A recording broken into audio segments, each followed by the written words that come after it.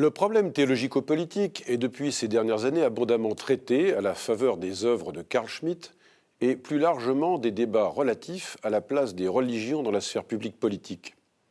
Il en résulte une inflation de l'expression théologie politique sans jamais rigoureusement préciser à quelle théologie, à quelle tradition religieuse renvoie cette expression. Ce manque de précision vaut à l'intérieur même du christianisme. S'il existe un phénomène théologico-politique chrétien, celui-ci n'en est pas moins polysémique en raison de ses périodisations historiques et de la pluralité de ses traditions ecclésiales. C'est dès lors par la prise en considération des contextes historiques que peut être rendue intelligible une pertinence philosophico-politique à la spécificité du théologico-politique chrétien. Pour ce faire, il convient donc d'articuler son originalité d'ensemble à ses différentes composantes, chacune d'elles correspondant à des modèles de christianisme. Le concept central qui préside à cette intelligibilité est celui de médiation. En premier lieu, celui théologique du Christ et de l'Église. En deuxième lieu, celui philosophique de nature. C'est par son caractère central dans l'économie chrétienne du salut que la médiation chrétienne a pu apporter, d'une part, un statut très singulier aux problèmes théologico-politiques, et d'autre part, développer les conditions de possibilité de la modernité politique. Pour illustrer notre thèse, plusieurs moments méritent d'être brièvement restitués. Le premier est celui de la réception divergente du concept aristotélicien de nature entre saint Thomas d'Aquin et Marcille de Padoue.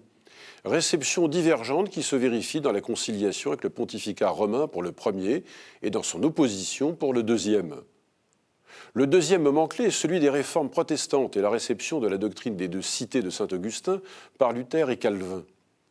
L'accent mis sur l'invisibilité de l'Église, notamment chez Luther, et le rejet de toute positivité accordée à la nature humaine contribuent à transférer du côté de l'autorité politique la médiation visible de l'institution des hommes.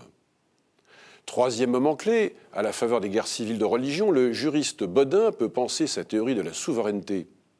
Hobbes en fait de même au plan philosophique avec la notion d'état de nature.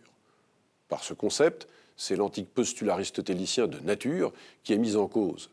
C'est à cette révolution conceptuelle qu'il faut associer l'invention de l'individu qui féconde les fondements de la philosophie politique moderne jusqu'à Rousseau. Avec l'état de nature et l'individu, l'Occident peut s'affranchir ainsi des modèles théologico-politiques de chrétienté, quelles que soient les formes de médiation ecclésiale. Il n'en rejette pas pour autant l'idée, mais il la transforme en introduisant une conception du christianisme adaptée au fondement du politique dans l'état de nature. Ce rapport ambivalent de la modernité naissante au christianisme montre qu'il est impossible de faire l'économie de son interprétation théologico-politique. Les débats contemporains en cours sur le rapport entre religion et sphère publique, politique, ne peuvent qu'en être plus éclairés. Premier temps, le concept de médiation chrétienne trouve une nouvelle pertinence avec la pensée juridique et théologico-politique de Carl Schmitt au début du XXe siècle. Schmitt défend l'idée, dans un article de 1917, La visibilité de l'Église, d'une homologie de structure entre la sphère politique et la sphère ecclésiale. Par cette homologie, il peut contrer la faiblesse de la conception libérale de la représentation de la société. Il corrobore cette thèse dans son essai intitulé « Catholicisme romain et forme politique », en défendant l'idée de la supériorité de la représentation catholique, car elle est étrangère à tout droit privé individualiste et libéral. De plus, l'Église, de par sa médiation, introduit l'éternité de Dieu dans l'histoire, voie unique pour contrer cette fois-ci le monopole de la philosophie marxiste de l'histoire. Cette thèse n'est toutefois pas sans risque, voire danger, si elle ignore la source juive du christianisme, comme le fut la position de Schmitt.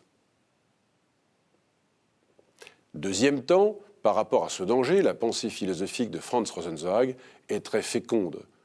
Dans l'Étoile de la Rédemption, ce dernier propose en effet une antiphilosophie de l'histoire en ce sens que le peuple juif se situe en dehors du temps humain et de l'histoire profane. Le destin du peuple juif ne peut donc pas être politique alors que les peuples du monde, y compris chrétiens, sont aspirés par l'épaisseur du temps, notamment lorsqu'ils sont en guerre pour la préservation de leur existence. Toute théologie politique ne peut donc éviter la question décisive des conceptions juives et chrétiennes du peuple. Et l'enjeu de cette question est aussi décisif pour la modernité démocratique et libérale. Elle a peine à penser un concept de peuple excepté sur le mode réducteur de la démocratie procédurale, car elle se pense sans doute inconsciemment hors histoire et hors métahistoire, mais dans un présent perpétuel. Face à ce double déni, c'est à une théologie du politique qui ne confond ni les sphères publiques, politiques et religieuses, ni n'exclut leurs relations, qu'il convient d'en appeler.